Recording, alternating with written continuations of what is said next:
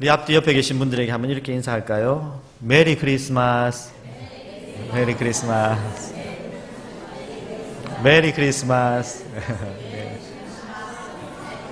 감사합니다. 한 번 더 이렇게 인사할까요? 예수님이 오셨습니다. 예수님이 오셨습니다. 예수님이 오셨습니다. 오늘 마태복음 1장 1절에서 6절 말씀을 중심으로 인동성결교회에 오신 예수님, 우리 교회에 오신 예수님이라는 제목으로 말씀을 전하겠습니다. 오늘 본문은 이제 예수님께서 이 세상에 아기 예수로 오신 성탄의 말씀을 하시기 전에 예수님께서 이 땅에 탄생하신 아기 예수로 오신 그 이야기를 하시기 전에 예수님의 족보에 관한 말씀입니다. 예수님의 족보. 예수님의 족보가 있다는 것은 예수님께서는 우리 인간의 역사 속으로 오셨다, 그런 뜻이죠. 그죠? 예수님은 우리 인간의, 우리의 역사, 우리의 삶 그 가운데로, 그 중심으로 오셨다, 그런 뜻입니다. 특별히 오늘 읽은 본문 말씀을 통해서 예수님의 족보 중에서도 오늘 3절에서 6절 말씀을 중심으로 우리에게 주시는 귀한 교훈이 있습니다. 그 교훈을 살펴보고자 합니다. 예수님의 족보 중에 오늘 읽은 본문 가운데 3절에서 6절까지의 말씀은 다른 사람의 족보도 아닌 예수님의 족보예요. 보통 사람의 족보가 아니에요. 일반인들의 족보가 아니에요. 예수님의 족보예요. 예수님의 족보인데도 그 예수님의 족보 가운데 비정상적인 결혼 생활을 했던 4명의 여인들의 이름이 나와 있다라는 것입니다. 족보 안에, 여러분 족보 아시죠? 족보. 여러분 족보 있습니까? 네, 족보가 다 있죠. 이 족보 안에 여자 이름이 들어갈 때는요, 아주 특별할 때입니다. 중요한 이유가 있을 때만 여자 이름이 들어갑니다. 왜냐하면 족보는요, 남자 중심적입니다. 그렇죠? 족보는 다 남자로 이렇게 이어집니다. 남자로. 그런데 여기에서는 예수님의 족보, 오늘 읽은 본문에서는 4명의 여자 이름이 들어갔습니다. 4명의 여자들의 이름. 여자들의 이름, 4명의 여자들의 이름이 여기에 나온다는 것은 이 여자들의 여기 있음을 지나치지 못하도록 집중적으로 들어가 있어요. 4명이 연속으로 들어가 있다는 거예요. 연속으로. 당시 남자 중심의 이스라엘 사회에서 우리 주님은 남자만을 위해서가 아니라 여자들을 위해서도 오셨다, 이런 점을 부각하고 있습니다. 우리 주님은 그 당시에 대표적이고 그 당시에 힘이 있고 그 당시에 기득권자인 그들을 위해서만 오신 것이 아니라 그 당시에 소외되고 그 당시에 약하고 드러나지 않은 존재들을 위해서도 우리 주님은 오셨다는 뜻입니다. 특별히 오늘 4명의 여인들이 쭉 나오는데요, 4명의 여인들의 공통점이 있어요. 이 4명의 여인들의 공통점은요, 이들은 다 유대인이 아니라 이방인이라는 거예요. 이방인이거나 아니면 이방적인 여인이라는 겁니다. 유대인을 위한 족보 안에 이방인의 이름이 4명이나 들어가므로 우리 주님은 유대인뿐만 아니라 이방인을 위해서도 오신 메시아다라는 사실을 분명히 보여주고 있습니다. 우리 주님은 저와 여러분들을 위해서만 오신 것이 아니라 지금 우리 교회 밖에 있는 모든 영혼들을 위해서 오신 주님이신 줄 믿으시길 바랍니다. 그리고 이 또 4명의 여인들의 또 다른 공통점이 있어요. 이 4명의 여인들의 또 다른 공통점 하나는 모두가 다 결혼 생활이 정상적이지 않았다는 겁니다. 결혼 생활이 다 비정상적인 여인들이었다는 겁니다. 이 4명의 여인이 누굽니까? 첫 번째 다말, 두 번째 라합, 세 번째 룻, 네 번째 우리아의 아내. 우리아의 아내가 누구죠? 밧세바. 근데 왜 밧세바라고 하지 않고 우리아의 아내라고 했을까요? 예? 예. 자, 이 4명의 여인들이 쭉 나와 있습니다. 이 4명의 여인들은 다 결혼 생활이 비정상적이었다는 거예요. 볼까요? 첫 번째 다말. 다말은요, 가나안 여인이었습니다. 이방인이었습니다. 이 다말은요, 시아버지와의 관계를 통해서 쌍둥이를 낳았어요. 이 시아버지와의 관계를 통해서 자녀를 낳았다는 것은 이거는 대단히 수치스러운 일입니다. 대단히 수치스러운 일이잖아요. 어떻게 이런 일이 있을 수 있어요? 그죠? 부끄러운 일입니다. 누구한테 말로 표현할 수 없는 일입니다. 감추고 싶은 일입니다. 사람들의 손가락질을 받을 만한 일입니다. 그런데 예수님의 족보 안에 굳이 이 이야기를 할 필요가 있었을까요? 그런데 일부러 이 다말 여인의 이름이 들어갑니다. 시의 아버지와의 부적절한 관계를 통해서 자녀를 낳았고 그 후손을 통해서 예수님이 오셨다는 이유를 일부러 넣고 있다는 겁니다. 어떻게 생각하면 예수님의 족보를 더럽히는 느낌이 들 수도 있어요. 아니 그 고귀하신 예수님의 족보 안에 어떻게 이런 사람이 들어갈 수 있어? 그렇게 생각이 될 수도 있습니다. 왜 다말이라는 여인의 이름을 넣어서 이 좋지 않은 부끄럽고 수치스러운 이 문제, 이 일을 왜 다시 생각하도록 만들까요? 두 번째, 누구죠? 라합은 여리고 성에 살았던 가나안의 이방 여인이었습니다. 라합도 유대인이 아니었어요. 라합도 이방인이었어요. 그 직업이 뭐예요? 기생. 그 직업이 기생인데 원문에는 그 직업이 창녀라고 되어 있어요. 창녀입니다. 창녀. 그런데 창녀라고 말하기에는 너무 부끄러운 거예요. 그래서 그냥 기생이라고 적은 거예요. 그런데 사실은 창녀입니다. 유대인의 전통상 창녀는요 가장 수치스러운 직업이었습니다. 몸을 파는 여인이잖아요. 거룩한 예수님의 족보에 어떻게 창녀 이름이 들어갑니까? 하나님이신 우리 예수님의 족보 그 혈통 안에 어떻게 창녀 이름이 들어가냐고요. 이것은 매우 충격적인 이야기입니다. 굉장히 충격적인 이야기예요. 세 번째, 누구죠? 룻은 모압의 이방 여인입니다. 룻도 이방인입니다. 룻은 재혼하기 전에 외간 남자와 밖에서 하룻밤을 지냈습니다. 룻기에서는 아무 일도 없었다고 못을 박습니다. 왜 그러냐면 수치스러운 행동이었고 문제의 행동이었기 때문에. 룻도 정상적이지 않았다는 거예요.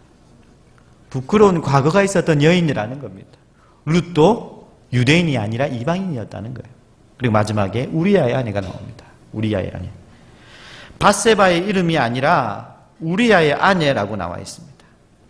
왜냐하면 밧세바의 출신이 어딘지 몰랐기 때문에. 밧세바의 출신이 어딘지 몰랐어요. 그런데 확실한 것은 우리아의 출신은 확실한 거예요. 그 신랑, 그 남편 우리아의 출신은요 헷 사람이었어요. 헷. 이방 사람이었어요. 그러면 밧세바라고 이름 적지 않고 우리아의 부인이라고 우리아의 아내라고 기록한 이유는 이 여인이 이방적이라는 사실을 강조하기 위해서요. 그래서 일부러 우리아의 아내라고 적은 거예요. 이 여인이 유대인이 아니라는 것을 강조하기 위해서. 유대인이었을지 몰라도 그 신랑이 이방인이었다는 것. 그래서 이 여인은 이방적인 여인이었다는 것을 강조하기 위해서. 이방 사람과 결혼한 여인임을 강조하기 위해서 우리아의 아내 그렇게 표현하고 있다는 겁니다. 이 사람은 원래 다윗의 아내가 아니었습니다. 우리아의 아내였습니다. 그런데 어떻게 이 우리아의 아내가 다윗의 아내가 되었지요? 어떻게 되었지요? 굉장한 스캔들이 있었어요. 이 스캔들은요 참 들어보면 기가 막히고 코가 막히고 어떻게 이런 일이 있을 수 있나 할 정도의 스캔들이 있었어요. 그 스캔들로 우리아의 아내가 다윗의 아내가 되어버렸습니다. 사실은 들춰내기 부끄러운 수치스러운 그런 이야기입니다. 그런데 이 여인이 다윗의 아내가 되었고 이 여인으로부터 낳은 아들이 누굽니까? 솔로몬이라고 말씀하고 있습니다. 그 족보와 그 계보를 통해서 예수님이 우리에게 오셨다라는 겁니다. 3절에서 6절에 집중적으로 나오는 4명의 여인들 다말, 라합, 룻, 우리아의 아내 이 4명의 여인들 성경을 읽는 사람들에게 굉장히 불편한 사람들입니다. 왜 들어갔을까요? 거룩하신 예수님의 족보에 수치스러운 여자들이 왜 들어갔을까요? 마태는 이 사실을 왜 기록했을까요?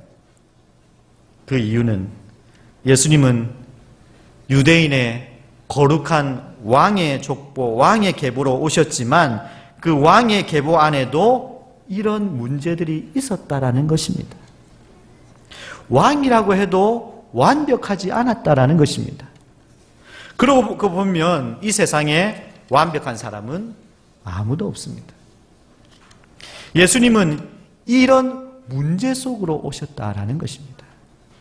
예수님 바로 이런 얼룩진 계보 안에 오신 것을 기뻐하셨고 이런 부끄럽고 수치스러운 죄의 문제들을 해결하시기 위해서 오신 분이시라는 것입니다.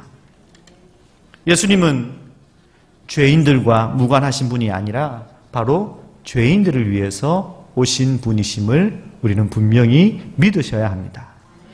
우리 마태복음 9장 10절에서 13절까지 말씀을 우리 다 같이 한번 읽어볼까요? 우리 화면에 나옵니다. 마태복음 9장 10절에서 13절 다 같이 시작.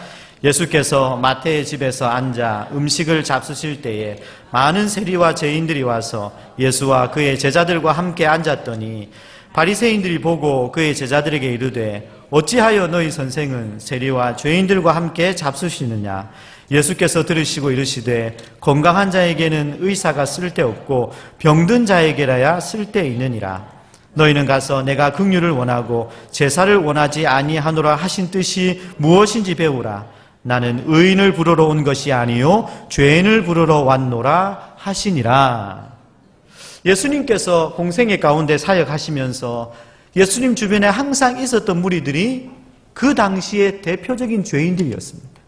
모든 사람들이 저 사람은 더러운 사람이야, 저 사람은 부끄러운 사람이야, 저 사람은 죄인이야 라고 생각하는 대표적인 세리와 죄인들과 함께 다니셨고 그 세리와 죄인들과 함께 식사를 하고 계셨습니다. 그러니 그 당시에 나름대로 의롭다고 생각하고 완벽하고 깨끗하다고 생각했던 바리새인들이 수근수근하는 거예요. 어찌 예수님은 세리와 죄인들과 같이 밥을 먹을 수 있느냐. 그렇게 막 수근거리고 얘기를 하는 거예요. 예수님께서 저들의 말을 들으시고 하신 말씀이 건강한 자에게는 의사가 쓸데없고 병든 자에게 쓸데있다. 나는 의인을 부르러 온 것이 아니라 죄인을 부르러 왔노라. 주님께서 이 땅에 오신 이유는 바로 죄인을 부르러 오셨다라는 사실을 기억하시고 명심하시기를 바랍니다. 누가 죄인입니까? 다말이 죄인이었고요. 라합이 죄인이었고요. 룻이 부끄러운 여인이었고요. 우리아의 아내 밧세바가 정말 부끄러운 수치스러운 여인이었습니다. 누가 죄인입니까? 제가 죄인이었습니다. 누가 죄인이었습니까? 여러분들이 다 죄인이었습니다. 그럼에도 불구하고 우리 주님께서 우리를 위하여 오셨고 이런 다말과 라합과 룻과 우리아의 아내는 하나님으로부터 위로받은 여인들이 되었고 오늘 저와 여러분들도 하나님으로부터 위로받은 저와 여러분들이 된 줄 믿습니다. 모든 죄인들을 위로하시고 구원하시기 위해서 오신 분이 예수 그리스도이심을 믿습니다. 그 이름을 예수라 하라. 그 이름을 예수라 하라. 예수라는 뜻은 자기 백성을 저희 죄에서 구원할 자이심이라. 그 이름을 통해서 분명하게 보여주고 있어요. 예수님께서 왜 오셨는지 죄인을 구원하시기 위해서 오셨다라는 것입니다. 우리도 사실 성경적으로 보면 우리들도 다 이방인들입니다. 그죠? 우리는 다 이방인들입니다. 그리고 우리는 모두가 다 죄인들입니다. 우리는 다 문제가 많고 아픔과 부족함이 많은 존재들입니다.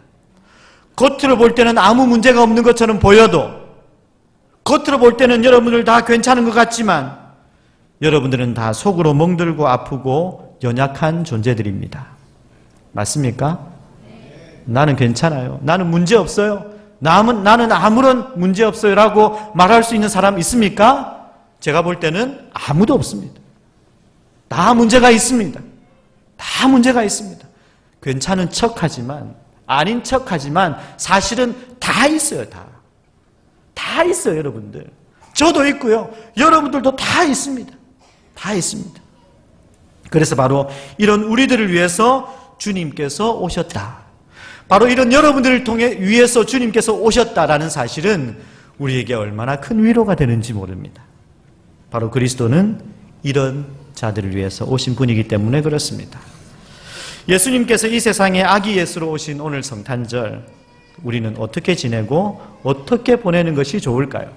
간단하게 세 가지만 말씀드리고 말씀을 정리하겠습니다. 예수님께서 아기 예수로 오신 성탄절을 우리는 어떻게 보내야 됩니까? 첫 번째, 기쁨입니다. 뭐라고요? 기쁨. 주님이 우리에게 오신 것은 세상이 줄 수 없는 기쁨을 주시기 위해서 오셨다라고 하셨습니다. 여러분들, 예수님을 믿는 그리스도인들의 삶의 대표적인 특징 가운데 하나가 바로 기쁨입니다. 교회는 이 기쁨이 넘치는 곳입니다. 그리스도인은 이 기쁨으로 사는 자들입니다. 여러분 기쁘십니까? 기쁘십니까? 슬프십니까? 괴롭습니까? 여러분 기쁨이 넘치셔야 됩니다. 이 기쁨을 위해서 주님이 오셨습니다. 우리 교회에 이 기쁨이 넘칠 수 있기를 간절히 바랍니다.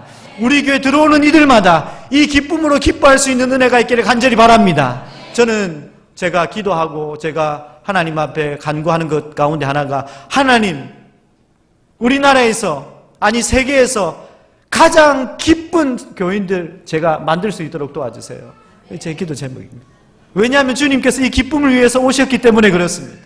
주님께서 이 기쁨을 주시겠다고 약속하셨기 때문에 그렇습니다. 여러분 기쁘게 사시기를 간절히 바랍니다. 두 번째, 이 성탄절을 우리가 어떻게 보내야 됩니까? 평화입니다. 평화. 주님이 우리에게 오신 것은 하늘에는 뭐요? 영광, 땅에서는 평화. 우리 주님이 오신 것은 이 땅에 우리 교회 가운데, 우리 마음 가운데 진정한 평화를 주시기 위해서 오셨다는 겁니다. 바로 주님의 평화가 가득하여서 이제 우리는 평화를 만드는 사람이 되어야 합니다. 평화를 만드는 사람, 영어로 피스메이커. 우리는 피스메이커가 되어야 합니다. 내가 들어가면 하나가 되어야 됩니다. 내가 들어가면 연합이 되어야 됩니다. 여러분들이 가는 곳마다 다툼이 있고 분쟁이 있는 곳에 여러분들이 딱 들어가면 하나가 되고 화평이 되고 평화가 되어야 됩니다. 그런 은혜가 있기를 간절히 바랍니다. 왜냐하면 주님은 이것을 위해서 오셨기 때문에 우리는 당연히 그러한 삶을 살아야 되고 우리 교회는 당연히 그러한 교회가 되어야 하는 것입니다. 마지막 한 가지, 이 성탄주일에 우리가 어떻게 지내야 됩니까? 높고 높은 하늘 영광 보좌 버리시고 우리를 위해서 오신 예수님처럼 저와 여러분들도, 우리 교회도 더 낮은 분들을 위한 사랑의 실천이 있어야 합니다. 사랑의 실천이 있어야 합니다. 예수님께서 그렇게 하신 것처럼 우리도 그렇게 해야 됩니다. 그래서 제가 저금통을 준비했습니다. 저금통을 준비했어요. 이 저금통을 준비하면서 옥합을 깨트리며 아시죠? 그죠? 마리아가 예수님 앞에 옥합을 깨트려 자기의 이 향유를 다 붓잖아요. 마치 옥합을 깨트리는 것과 같이 이 저금통을 나중에 우리가 여러분들이 다 받아가셔서 나중에 다 제가 이제 가지고 오라 그러면 다 오셔가지고 그 저금통을 우리가 다 모여가지고 다 이렇게 이 옥합을 깨트리듯이 그걸 다 깨트릴 거예요. 이렇게 쏟아 부을 겁니다. 주님 앞에 쏟아 부어서 이 쏟아 부은 전액을 우리 교회를 위해서가 아닌 주변에 어려운 분들을 위한 구제비나 선교비로 전액 사용할 계획입니다. 우리 모두 기쁨으로 이 일에 동참하고 나눌 수 있기를 간절히 바랍니다. 여러분, 이 저금통이요, 큰 게 아니에요. 요만한 거예요. 금방 모을 수 있는 겁니다. 큰 액수가 안 될 거예요. 부담스럽지 않습니다. 그러나 상징적으로 하는 거예요. 상징적으로 우리의 마음을 모아서 한번 해보자는 거예요. 그래서 우리 주일학교 아이들도 다 가져가세요. 가정의 숫자마다 다 가져가세요. 오늘 세례를 받는 우리 서루와 하윤이도 가져가세요. 가져가셔서 그들의 이름으로 이 저금통에 동전을 다 모으세요. 그리고 기쁨으로 우리가 이 일에 동참하는 겁니다. 적은 액수지만 여러분 오병이의 기적 아시잖아요. 어린아이의 작은 도시락, 이 도시락 하나의 헌신으로 5,000명이 먹고 12광주리가 남았던 기적이 일어나는 출발점이 될 수 있기를 간절히 바랍니다. 하나님의 역사는 그렇게 되는 거예요. 우리의 작은 헌신이 모여서 거기에서 기적이 일어나고 거기에서 감동이 일어나고 거기에서 놀라운 일이 일어나게 되는 것입니다. 그래서 우리가 해야 될 일 가운데 하나가 낮은 자리까지 낮아져서 우리도 사랑의 실천을 하자는 거예요. 그래서 오늘 나가시면서 저금통을 다 가져가셔가지고요, 제가 이제 언제까지 가져오세요? 그러면 그냥 가져오시면 돼요. 가져오셔서 우리 이렇게 동그랗게 해가지고 가운데 이렇게 모을 수 있도록 해가지고 한 사람 한 사람씩 다 깨뜨리는 거예요. 다 깨뜨리는 거예요. 우리 주님 바로 이런 분들을 위해서 오셨고, 우리에게 이렇게 하기 위해서 오셨고, 오늘 저와 여러분들을 위해서 오신 주님이신 줄 믿으시길 바랍니다. 시간 다 같이 준비한 영상을 보시도록 하겠습니다.